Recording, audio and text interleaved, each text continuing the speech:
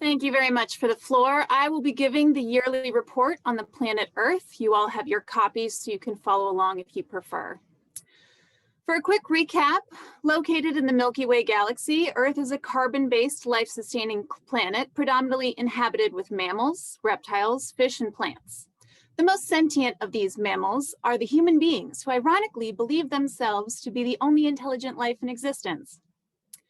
As you may remember from previous reports, the planet is over 4.5 billion years old, and this is the 2020th year of the human calendar, which is just adorable. As always, we begin with the good news of the report, which is, I had something here. Brings us to plants. It was a great year for plants on Earth, better than projected, really. The humans continue to poison their planet with toxic waste and complete misuse of Earth's natural resources, and plants are the biological caretakers of the planet, cleaning up after the humans and regenerating its atmosphere back to levels that will sustain the very humans who are destroying it. Unfortunately, plants are also fragile enough to be susceptible to the humans' destructive ecological tendencies. There was, however, a very good portion of this year that the plants and even less domesticated animals and fish were able to thrive in their natural habitats. This occurred due to a huge drop in pollution that would usually be caused by human transportation.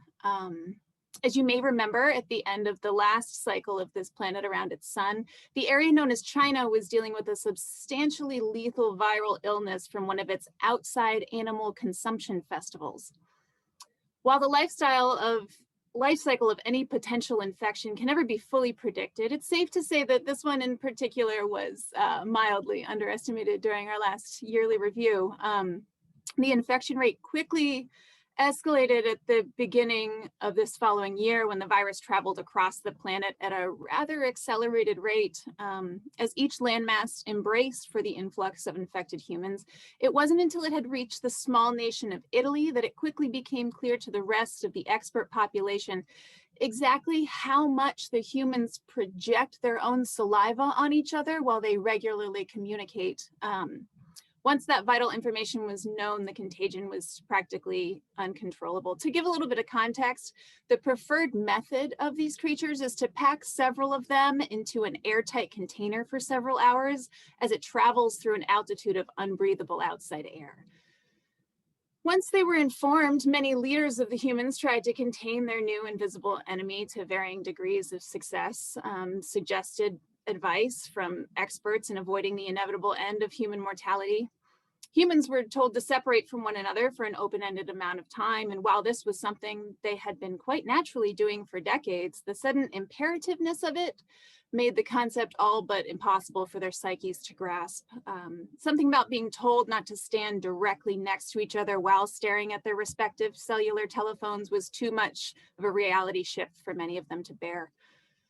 While they were aware of the spread of infection, the ability for the human brain to rationalize personal luxury in the name of freedoms proved to be a powerful adversary. To make things worse, it seemed that the containment of the infection was only a concern in certain areas of the planet, which makes the word containment more of a wish and less of a conceivable plan. As the year progressed, human morale became a concern as their confinement to the structures they willfully chose to live in became more permanent.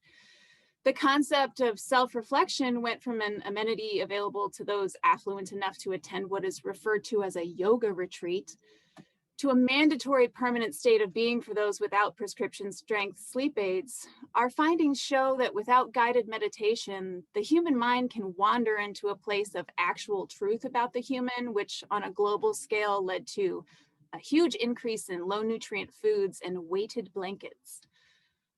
To combat these side effects, an increased level in the entertainment service known as Netflix and an ample amount of the plant known as cannabis was often self-administered to varying degrees of success or denial. The most damage to plant life, once again, was from the destruction caused by rising temperatures of the planet, which seemed to stem from human population pollution. Fire destroyed huge land masses of wild animal life that was otherwise safe from human interference. Electric lightning strikes were responsible for a majority of the combustion and destruction. There were, of course, some unnatural origins of devastation, including a fire that began as the result of some type of baby-based festivity referred to as a gender discovery party. My research has found that these are substantially different from the murder bewilderment parties that I described in a previous year's report, but you can find a section in your copy detailing the gender party specifics as we understand them right now. But the summary of it is it has a lot to do with choosing a particular color paint for a small bedroom.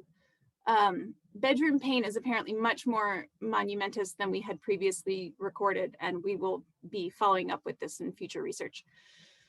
A few smaller issues of the year that I have some information on are also contained in the report. You can find them under a section labeled Murder Hornets, less consequential than they sound.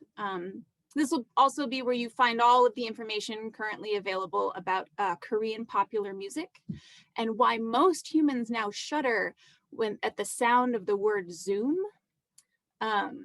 You will also see a section of issues of note that I wanted to highlight as some Earth enigmas, the most confusing of which is a tribe of people in the troublesome central North American region who appear to have an obsession with a letter of the alphabet of their language.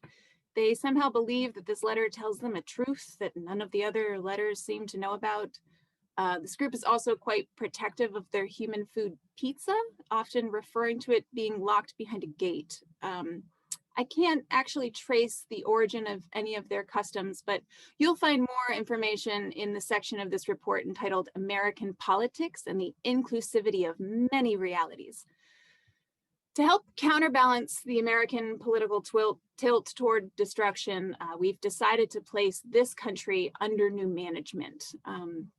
We believe that the shift will enable the humans in this most uncertain area of the planet to correct their current trajectory. Our numbers indicate that without this intervention, the leadership's plan to ignore the virus in hopes of it, quote, getting bored, would prove shockingly unsuccessful. We'll continue to monitor the effects of this new leadership and note if any other letters of the alphabet become troublesome in the future. I believe that that concludes all of the major bullet points of my report. Oh, lastly, yes, Rudy Giuliani is in fact still dwelling amongst the living and pretending that he's one of them. I'll direct any questions at this time back to Lori. Thank you so much.